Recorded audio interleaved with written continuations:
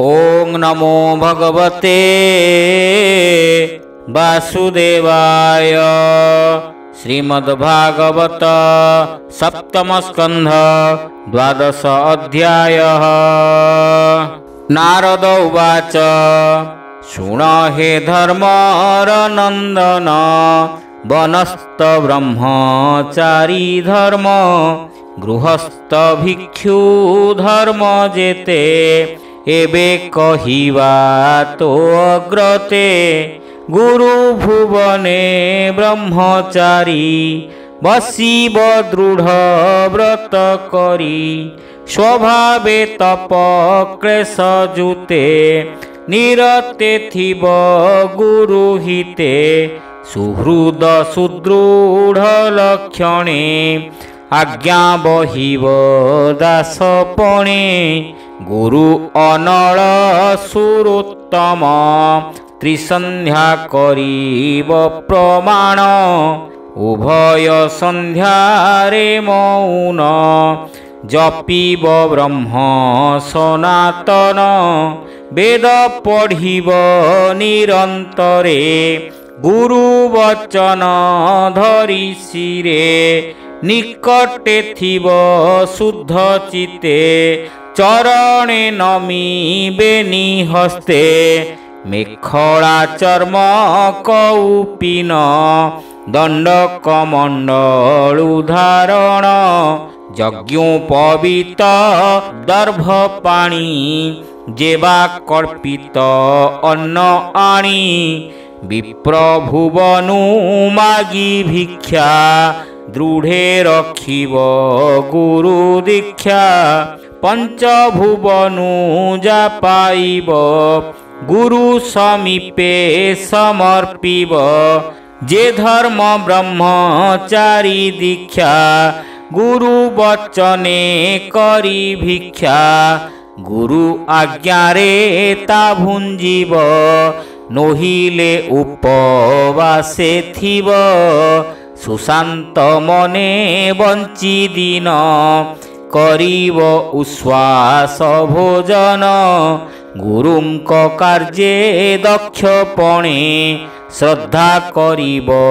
अनुक्षणे इंद्रिय गण करी बंदी चंचल मन हृदय रुंधी स्त्री स्त्री बस लोक मेले संगे नथिब सर्वकाले न शुणी स्त्रींक वचन न करी मुखावलोकन केश प्रसाधन मर्दन स्नाहान बेश आदि कर्म गुरु कामिनींक गोचरे दृढ़े वर्जीव अति दूरे युवती जन अग्निस्तंभ पुरुष देह घृत कुंभ एणु युवती दूर करी धर्म साधिब ब्रह्मचारी जीव ईश्वर भेद ज्ञान जावत न छाड़ई मन तावत थाए द्वैत भ्रम ए स्त्री ए पुरुष ज्ञान एणु ता भोगे होए मती तेणु छाड़िब स्त्री संगति ए सर्व ब्रह्मचारी व्रत पालिब जति जे गृहस्थ तिरिगमन ऋतु काले उचित गृहस्थाश्रमरे अंजन तैल मर्दन स्त्री बा स्त्री मूर्ति दर्शन भूषालेपन माल्यगंध तेजीव ब्रह्मचारी मध्य हेमंते बंची गुरुपुरे वेद अभ्यास निरंतरे अंग उपांग वेद पढ़ी गुरु समीपे कर जोड़ी उभा होइण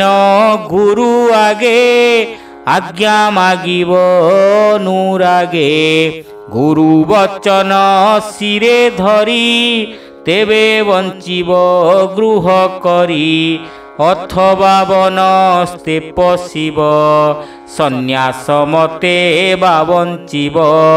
গুরু অনଳ সর্বদেহে তুল্যে দেখিব বিষ্ণুময়ে ଏହି ପ୍ରକାରେ ସାଧି ଧର୍ମ ଯେବା ଆଶ୍ରମେ ଯେବା କର୍ମ ଯେବା ସାଧନ୍ତି ଅପ୍ରମାଦେ ଅନ୍ତେ ପଶନ୍ତି କୃଷ୍ଣ ପାଦେ ଏବେ ହୋ ଶୁଣ ମହିପତି ଆଶ୍ରମବାନ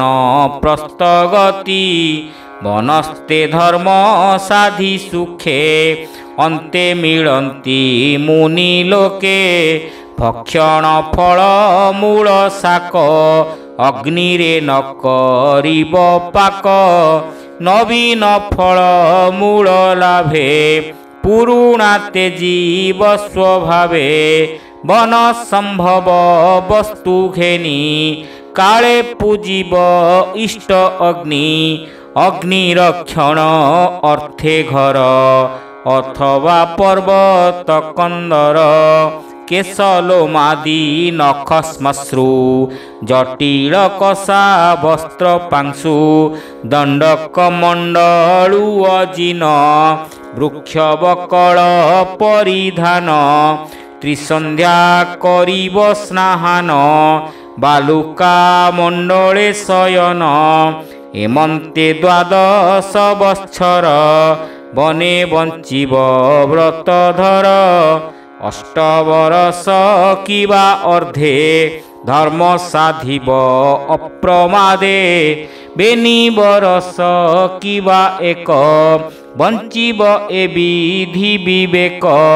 ଧର୍ମ ସାଧନେ ଅସମର୍ଥ ଯେବେ ହୋଇବ ବ୍ୟାଧିଗ୍ରସ୍ତ ଆଗମ ନିଗମ ପ୍ରମାଣେ ସନ୍ନ୍ୟାସ କରିବ ତକ୍ଷଣେ ସଂକଳ୍ପୀ ଅନଶନ ବ୍ରତ ହରିଚରଣେ ଦେଇ ଚିତ ଯେ ସୃଷ୍ଟି ଶରୀର ଧାରଣେ ନ୍ୟାସିବ ପରମ କାରଣେ ଗଗନେ ନ୍ୟାସୀ ଇନ୍ଦ୍ରଗଣେ ନିଶ୍ୱାସ ନ୍ୟାସୀ ସମୀରଣେ ତେଜେ ତେଜକୁ ନାଶ କରି ଧାତୁ ସମୂହ ଜଳେ ଭରି ଅନଳେ ବଚନ ବିନାଶୀ କ୍ଷିତି କାରଣେ ସେ ସନ୍ନ୍ୟାସୀ କର ଯୁଗଳ ଇନ୍ଦ୍ରେ ନ୍ୟାସୀ ସୁଦୃଢ଼େ ସ୍ଥାପିବ ସନ୍ନ୍ୟାସୀ ପାଦର ଗତି ନାରାୟଣେ ଉପସ୍ଥ ପ୍ରଜାପତି ଗଣେ ଗୁହ୍ୟ ବିସର୍ଗ ମୃତ୍ୟୁ ଅଙ୍ଗେ ଦିଗେ ସମର୍ପି ଶ୍ରୁତି ଯୁଗେ ସ୍ପରଶ ଗୁଣ ତ୍ୱଚେ ନ୍ୟାସୀ ରୂପକୁ ଚକ୍ଷୁ ବଳେ ଗ୍ରାସୀ ରୂପେ ନିବେଶୀ ଦୃଷ୍ଟି ଗୁଣ